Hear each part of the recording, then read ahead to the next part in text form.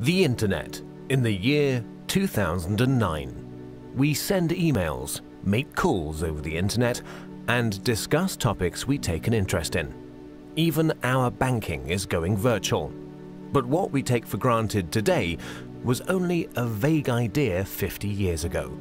In order to understand how we got this far, let's go back to 1957, when everything began. Before 1957, computers only worked on one task at a time. This is called batch processing. Of course, this was quite ineffective. With computers getting bigger and bigger, they had to be stored in special cooled rooms.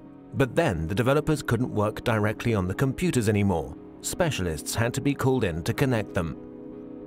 Programming at that time meant a lot of manual work, and the indirect connection to the computers led to a lot of bugs, wasting time and fraying the developers' nerves. The year 1957 marked a big change. A remote connection had to be installed so that the developers could work directly on the computers. At the same time, the idea of time sharing came up. This is the first concept in computer technology to share the processing power of one computer with multiple users.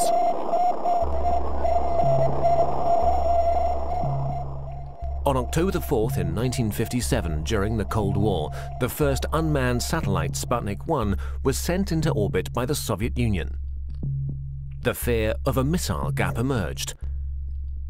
In order to secure America's lead in technology, the US founded the Defense Advanced Research Project Agency in February 1958. At that time, knowledge was only transferred by people. The DARPA planned a large-scale computer network in order to accelerate knowledge transfer and avoid the doubling up of already existing research.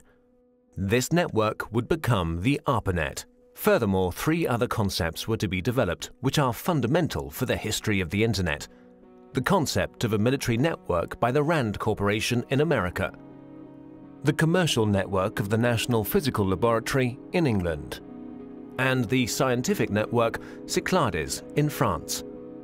The scientific, military, and commercial approaches of these concepts are the foundations for our modern Internet. Let's begin with the ARPANET, the most familiar of these networks. Its development began in 1966. Universities were generally quite cautious about sharing their computers. Therefore, small computers were put in front of the mainframe. This computer, the interface message processor, took over control of the network activities, while the mainframe was only in charge of the initialization of programs and data files. At the same time, the IMP also served as interface for the mainframe. Since only the IMPs were interconnected in a network, this was also called IMP subnet. For the first connections between the computers, the Network Working Group developed the Network Control Protocol. Later on, the NCP was replaced by the more efficient Transmission Control Protocol. The specific feature of the TCP is the verification of the file transfer. Let's take a short detour to England. Since the NPL network was designed on a commercial basis, a lot of users and file transfer were expected. In order to avoid congestion of the lines, the sent files were divided into smaller packets, which were put together again at the receiver. Packet switching was born.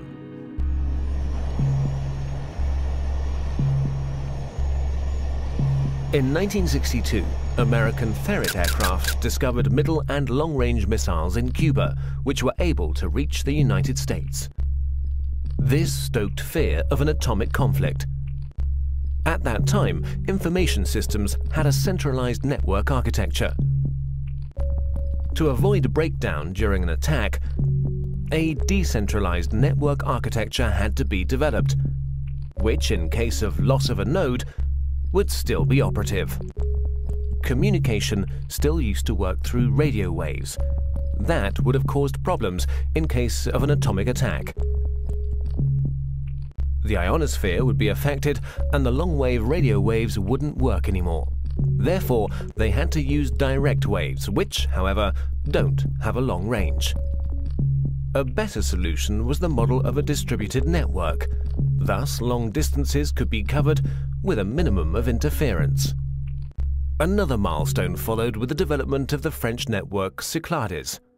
Since Cyclades had a far smaller budget than ARPANET, and thus also fewer nodes, the focus was laid on the communication with other networks.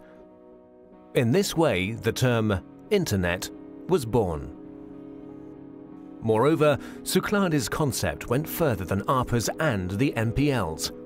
During communication between sender and receiver, the computers were not to intervene anymore, but simply serve as a transfer node. Cyclades' protocol went through all machines using a physical layer that was implemented into the hardware, providing a direct connection with the receiver, an end-to-end structure. Inspired by the Cyclades network and driven by the incompatibility between the networks, their connection gained in importance everywhere. The phone companies developed the X.25 protocol, which enabled communication through their servers, in exchange for a monthly basic charge, of course. DARPA's transmission control protocol was to connect the computers through gateways. And the International Organization for Standardization designed the OSI reference model. The innovation of OSI was the attempt to standardize the network from its ends and the channel's division into separate layers. Finally, the TCP assimilated the preferences of the OSI reference model and gave way to the TCP/IP protocol, a standard which guaranteed compatibility between networks and finally merged them, creating the Internet.